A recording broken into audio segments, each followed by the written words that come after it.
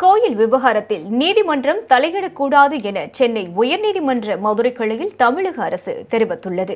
திருப்பரங்குன்றம் மலையில் உள்ள தீபத்தூணில் கார்த்திகை தீபம் ஏற்றுவது தொடர்பாக முன்னேற்பாடுகளை செய்யாத அரசு அலுவலர்கள் மீது நீதிமன்ற அவமதிப்பு வழக்கு தொடரப்பட்டிருந்தது.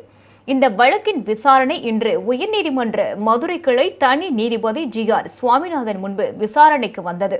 அப்போது அரசு தரப்பில் வாதாடிய வழக்கறிஞர் இந்த விவகாரத்தில் உச்சநீதிமன்றத்தில் மேல்முறையீடு செய்யப்பட்டுள்ள நிலையில் அதன் முடிவு வரும் வரை காத்திருக்க வேண்டும் என வலியுறுத்தினார். கோயில் விவகாரத்தில் இதை செய்ய வேண்டும் என்று நீதிமன்றம் கூட உத்தரவிட முடியாது என்றும் கோயில் தேவஸ்தானமே அதை முடிவு செய்யும் என அவர் குறிப்பிட்டார். சட்டம் ஒழுங்கு பிரச்சனையை நீதிமன்றத்தில் கருத்தில் கொள்ள வேண்டும் என்றும் அவர் கேட்டுக்கொண்டார். இதைத் தொடர்ந்து பேசிய நீதிபதி சுவாமிநாதன், திருப்பரங்குன்றம் வழக்கு தீபம் ஏற்றும் உரிமை சார்ந்தது மட்டுமல்ல, சொத்துரிமை தொடர்பானது என்றும் அரசின் கோரிக்கையை ஏற்ற விசாரணையை தள்ளி வைப்பதாகவும் தெரிவித்தார். இந்த வழக்கில் வரும் 17ஆம் தேதி தலைமைச் செயலாளர் மற்றும் மதுரை மாநகர இணை ஆணையர் ஆகியோர் காணொலியில் ஆஜராகி விளக்கமளிக்க வேண்டும் என நோட்டீஸ் அனுப்பவும் அவர் உத்தரவிட்டுள்ளார்.